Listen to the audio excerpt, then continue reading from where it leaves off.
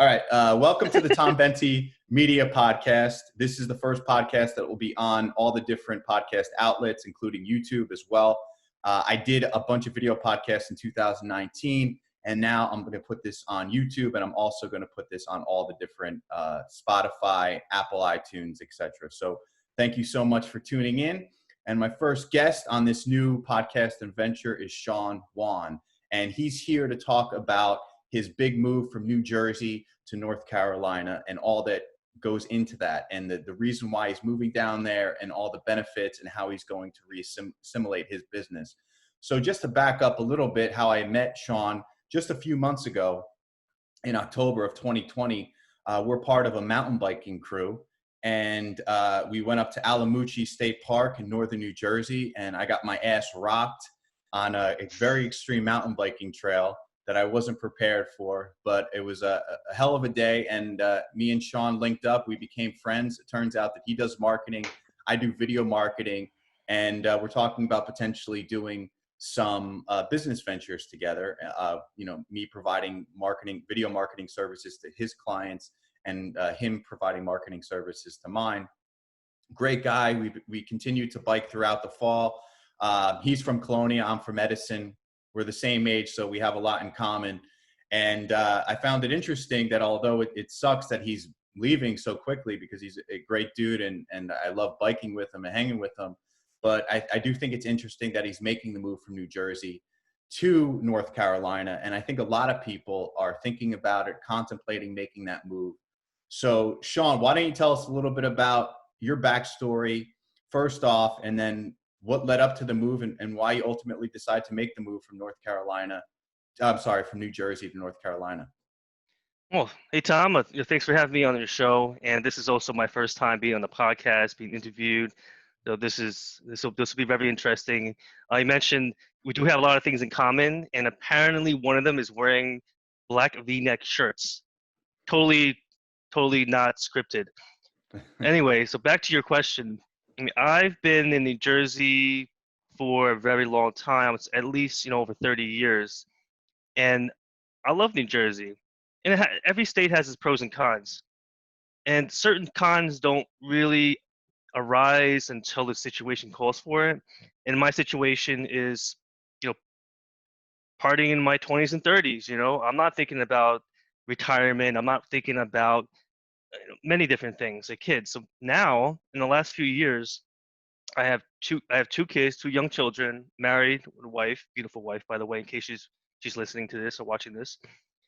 And it made me start realizing that New Jersey is actually very expensive. I mean, taxes are expensive, housing's expensive, and it's only going to go up. And it's just the evolution of any growing metro area. So this is where I started looking out, like, where can I move my family to have an amazing quality of life, where I can get more money. I mean, sorry, well, more money is what we all want, but we want better quality of life, for same or less money. And there's been a massive migration down to the Carolinas, to Florida, to Texas, and after doing thorough research, realized that the Raleigh, North Carolina, which is also dubbed the research triangle for the research companies there, technology and bio, that it was a very good location to move into. And the more I looked into it, the values I was looking for, outdoor activities, mountain biking, kayaking, running, all these outdoor activities where myself growing up, technically I spent my childhood in Staten Island, like in the not so great areas. And we didn't have parks, playgrounds. I played in the junkyard, in the abandoned houses.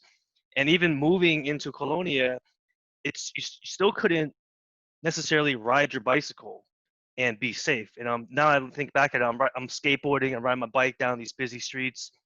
Surprised I never got hit. And so down south, down North Carolina, because of the huge emphasis on outdoor activities, we can ride our bike to the store. We can ride our bikes, anywhere. In fact, there's a river walk. There's a boardwalk along the river right next to our new house that we're building, that leads all the way into the city and beyond. So that's like you're asking like why did I move to North Carolina? It initially started from a perspective of providing a different environment for for my kids as we grow up. So as you know, if you're also a family person, you're what you care about changes. When once you have children, and New Jersey is great. However, there's a huge world out there, and in North Carolina, checks everything I'm looking for. I want if we want to go to an amazing beach with clear waters, Emerald Islands, uh, and then Williamton is another city that's on the water. These are about 2 hours away. And if I wanted to go snowboarding at a big mountain, a nice mountain comparable to the ones in the Catskills, it's about a 2.5 3 hour drive. This is all the same. From living in central New Jersey, the distance wise is all the same. So what I was looking for is what are some things that I love to do on a daily basis? What are the things I love to do on a monthly basis? What are the things I'd like to do on an annual basis, and kind of weigh them out. So if I love the beach and I went there every day, like Tom loves surfing as an example, I would have chose an area that was closer to the shore. But Raleigh, North Carolina was a good in between. Not to mention the weather. So the weather is roughly 5 to 10 degrees warmer. The winters are not as harsh as New Jersey, where you can't even go outside for 2 seconds, even with a thick parka on. It's just bone chilling. And and adventure, being in the same place forever. I can't imagine being in the same place forever.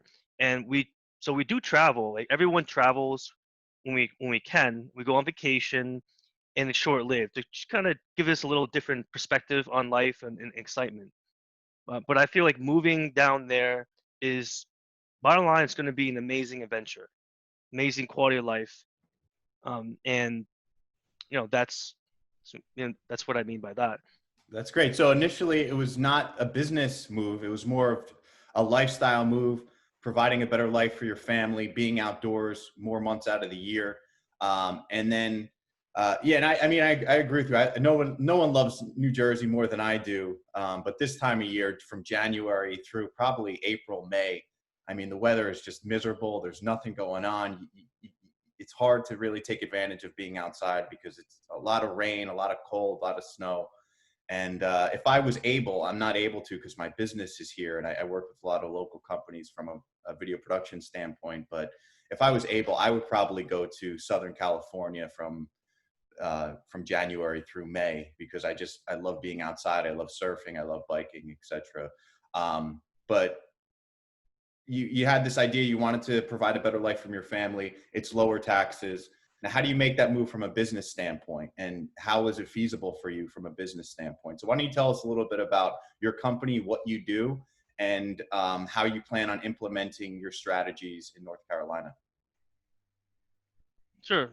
Well, right now I run a digital marketing agency, and we're based in Long Island in Irvine, California. And my primary role at this time is more in operations fulfillment, which allows me to work from anywhere. You know, my partners, they focus more on the sales side, so they have to physically meet clients. But they're in Long Island, New York, New Jersey, California. So this gives me the flexibility to be able to work from anywhere, which is which is something that wasn't viable, just a couple decades ago. In terms of moving the business, because it's remote, I don't have to worry about that. However, moving into a new area, we do have to create new business opportunities and network. And there's a before we move, and actually we're supposed to be our closing date. So we're building a new construction home in the town is called Clayton, and that's about 20 minutes from downtown Raleigh, North Carolina. We I started doing some networking online through like LinkedIn, primarily like Facebook groups, trying to get an idea for how the space is, for marketers and for businesses. Now, it's almost this bit of like a pioneering. kind of feeling, because the Raleigh, North Carolina area, that metro area, is the second fastest growing, large metro area according to the U.S. Census last year. And you think as the population increases drastically, because there's a huge migration down there, there's that that's going to require businesses to open up to service the large population. And being there in the beginning when things are starting to really grow. I mean, the area's been growing for a long time, but most recently, especially with the pandemic, there's been a massive migration down there. And when we signed a contract for our lot, the entire street was sold out in a matter of like a month, and everything is just selling. It's and you drive down there, and it's just everything's just new. I mean, there's here like there's power lines everywhere as an example, and it's a common feature. We're used to it. When I go down there, because it's a newer development, newer area, it's very clean. Like there's no power lines, which is kind of weird at first, but then you start to really appreciate not seeing a bunch of wires when you're just trying to enjoy, like, the outdoors, the sky, the sunset, and etc. So So it sounds like your decision was also based on the pandemic. I think a lot of people during 2020 came to the realization that, hey, I don't have to be in a city. I don't have to pay these crazy taxes. I want to be outside a lot of the time. And if I'm able to work from home, why am I going to stay in this area where, the quality of life maybe isn't so high? I'm not able to get out as much as I'd like to. So was your decision also based on the pandemic? I think a lot of people are coming to that realization, and a lot of people are really reconnecting with the outdoors during this time of quarantine. yeah, they definitely are. I mean, even the mountain bike group that we're in now, I mean, most of those guys, probably everyone, just started mountain biking, during the pandemic. And I mean, I had a motorcycle for probably about 8, 9 years, and I miss it dearly every day. But it is way too dangerous, especially in Jersey over here. So the next best thing was, get into mountain biking. Also, I used to BMX when I was younger, so it was a natural evolution. And there's a sense of freedom and danger, and danger keeps us alive. That little adrenaline rush. Yeah, yeah. Yeah. Cool. So, it's a great area for the outdoors, a really good quality of life. Now, back to the business aspect. I know we were talking about you getting involved in the community itself. So once the pandemic is over, I know you talked about creating video content yourself on your own channel, hosting individuals that have long establishing business down in North Carolina. Can you tell me a little bit about that idea, that process, and how you plan on going about it? Yeah. So the idea, interesting enough, started from my mortgage loan officer that's down there, and he's been in the industry, he's been in the area established, he's been there for many generations, and he was asking me about building a website where where they can connect the local community with the business owners. And and the more we talked about it, the more we realized that the opportunity is actually much bigger than we initially envisioned. So the premise is for this website is to well, the audience for this website is going to be people that are looking to move to the area, people that already live there, and also business owners. So the content that we'll be creating is going to help showcase the experts in the area. That way, the local people in the local community, they can, when they're looking for an expert plumber, expert no realtor, any sort of these experts or consultants, that they'll be able to come to our new website and read and watch the content on there to make a more informed decision. It's it's very hard to determine if someone is reputable or if someone is actually knowledgeable, based on just their website. By watching them, in a video just like this, you get a better sense for, does is this person's like personality? Can I get along with them? Are they actually knowledgeable? Should I hire them? Etc. Also, we would be focusing on realty as well. So we'll have real estate listings, streamed into the website, and this is for people that are looking to move to the area as well. And that's the rough idea. And when we have another call, I'll update you on the progress and what's the exact direction we're going. That's cool. So it sounds like you're giving local business owners an opportunity to showcase themselves. You're hosting the video, you're hosting the platform. And in the same time, not only are these individuals and these businesses getting a way to highlight themselves and showcase themselves, but you as a digital marketer also being on the forefront and showcasing your services as well. Yeah, I think you explained it even better than I did. Well, one thing I have to say is I've been networking with other marketers in the Raleigh, North Carolina area, and almost all have been very, very welcoming. And I actually have a list of coffee meetups, and brewery meetups with a few people just to meet and greet and just just talk about marketing and just network. That's cool. That's really cool.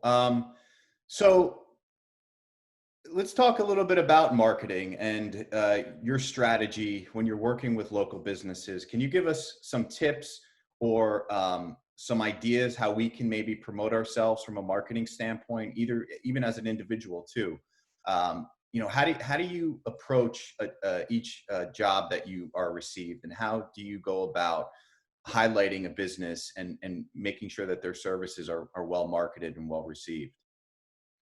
Well, every business is going to require a slightly different strategy or a completely different strategy. And some business owners, they already know what they want. I've ran Google Ads in the past, and I need someone that can do a better job. Uh, or they have no clue what they want. So it's really two sides of the spectrum. Business owners that know exactly what they need from a tactical standpoint, and business owners that really they're looking for more guidance. And the exact tactics that we employ really depend on the industry they're in, depends how competitive the market is. So there's a lot of factors that come into play. But was there, one of the first things that we start, it's called a business discovery project, and this is where we learn more about their exact business. And there could be five businesses that seems they're in the same category, but they operate all a little bit differently. They prioritize their services and products a little bit differently, and they serve as a different customer base. And once we learn about all that, including most importantly, who are they serving, what are the challenges and fears, why do people become their customers? Once we learn that, then we look into tactics. So you know, it could be Google Ads. It could be social media marketing. It could be programmatic display. There's just so many different marketing tactics that we can employ. We just have to be very careful on which ones we utilize. Is it, for example, if you're a realtor and you're looking for people that are looking to buy a home. Now, Facebook used to be a good platform because you could target people that were, most likely looking to move. Uh, they've gotten rid of a lot of the targeting features. So real estate is not that great on Facebook, but there's other platforms like Google Ads. We can run ads for if someone's searching for homes for sale in Colonia, New Jersey, as an example. We can show them show them ads. So it really depends. There's no like straight answer for everyone. So it all starts with that initial meeting, understanding who they are as an organization, understanding their goals, and then based on that initial meeting, you're able to put together a really clear, specific plan of attack. Yeah, no, that's correct. And every business is unique. If you run, plumbing, I'll say plumbing and roofing company as an example, or any type of company, you're in Orlando, Florida versus North Carolina versus New Jersey. it's going to be a whole different ball game. It's completely different due to the competition. And the only, the best way to figure out what will work the best is we have to, to go through that discovery process with them. Gotcha. And finally, Sean, I'd like you to talk a little bit about your approach as being basically a work from home entrepreneur, being in control of your own schedule, your own work life balance, etc.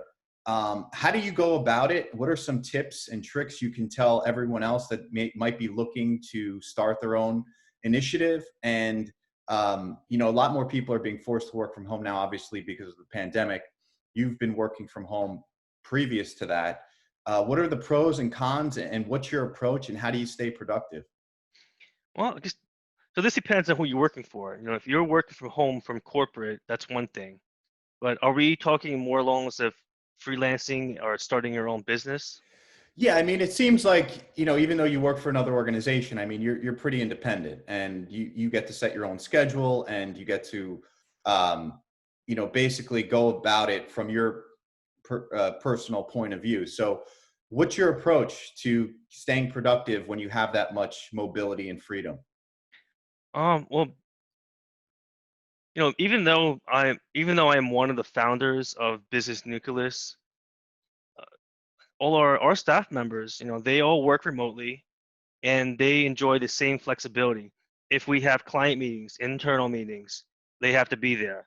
But in terms of project work, as long as the goals, the projects are completed at the right time and we meet the milestones on time, then we don't dictate when work is get done. Because sometimes I'm more productive at 9, 10 in the morning. Sometimes I wake up and I'm just tired for whatever reason. I just can't focus. And there's a lot of, some people say when you can't focus, go for a jog or do some that. I for me personally, if it's one of those days where I just can't focus and can't really feel like working at that time, then I just take half the day off and just do other things that I actually want to do, and then I'll work until 2 in the morning if I have to. So that's the flexibility is you have to be able to manage your own time and be able to control yourself. And there's a certain level of self-control that you need. And it's being an entrepreneur, freelancer, it's not for everyone. Um, and there's nothing wrong with that. I mean, having a set schedule, having a set vacation time, like those are all great things to have. If you want to become a successful freelancer or entrepreneur, just be ready to work with 15, 17-hour days, especially in the beginning. But there's going to be a time where you do have to realize that you don't want to burn yourself out either. So there's going to be a fine balance. And then schedule, everything has to be scheduled in. If you need to work out, spend time with friends, spend time with family, if you don't schedule it, it will never happen. That's my biggest advice regarding that. Yeah, I mean, what I'm noticing is that everybody has their own way of going about it. For me personally, I like to be as structured as I can be. So even though I work for myself, I have my own company, I like to do more of a traditional kind of 9 to 5 schedule, Hmm. Monday through Friday. So I try to wake up between 5 and 6, I hit the gym, and then I come to the office and I work basically till 5 or 6. But everybody's different. I mean, some people, they like a more night-based schedule. Some people are more productive on the weekends. But for Yep. me, even though I do have the flexibility where I can work at different times, I really like to stay as more traditional as I can, because it's just the way that I'm used to, and the way that it fits me best. But Yeah. everybody's different. I think that's the beauty of being able to work independently, and starting your own Hmm. company and being an entrepreneur, is that you can do whatever works best for you. But you have to have, like you said, you have to have those goals in mind. You have to schedule the things that are important, and you have to stay on track. Yeah. Yeah. Absolutely. Everyone. I mean, there's so much advice that's floating out there, and such as the 5 a.m. club, waking up at 5 a.m. and meditating before you start your day. I mean, there's a lot of advice out there. Ultimately, list just absorb what everyone's saying. Maybe try some of it, But ultimately, whatever works for you, whatever makes you the most productive, then you just stick to that. Whether you want to work till 3 in the morning, or you want to work a 9 to 5 schedule. Yeah, whatever works. That's definitely what's most important. Yeah, no, I totally agree. There's tons of advice out there. It's everybody's different. We're all individuals. We all have our different idiosyncrasies, and it's just what we like to do and as individuals and what works best for us. So But Tom, a side note on that, I would like to have more of your schedule. I would like to have a structured schedule, more closer to like a 9 to 5 schedule. But right now, I do have I have a 3-year-old, which is and also a 1-year-old. And the 1-year-old, he's not going through kind of a sleep regression, so he's not sleeping too well. And he doesn't really sleep well until like 2 a.m. So that kind of forces me to shift my work schedule.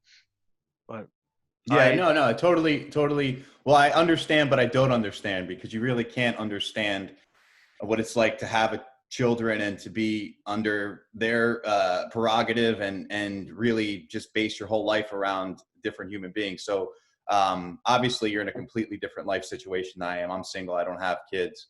And I can only imagine what it's like to be, beholden to kids. So obviously you're basing your whole work life balance and schedule around your children, which is great. But obviously it comes with a give and take there. So Yeah, yeah. There's a but there's great reward, so it's just gotta keep trucking on. of course, no, I totally get that, man. So, well, thank you so much, John. I really appreciate it. I wish you all the best in North Carolina. I hope to see you soon. I hope we can get out biking before you head down. And you have to come back on and let us know in a few months, like how it's going and the progress that you're making. And I'm sure you'll be very successful. Oh no, thank you very much. And yeah, the the process, the whole moving process, it seems very daunting. Also moving my in-laws are moving in as well, so going to be one big happy family in a big house. I'll let you know how that goes. That's great, man. All the best. Let's keep in touch. Oh, for sure. Thanks.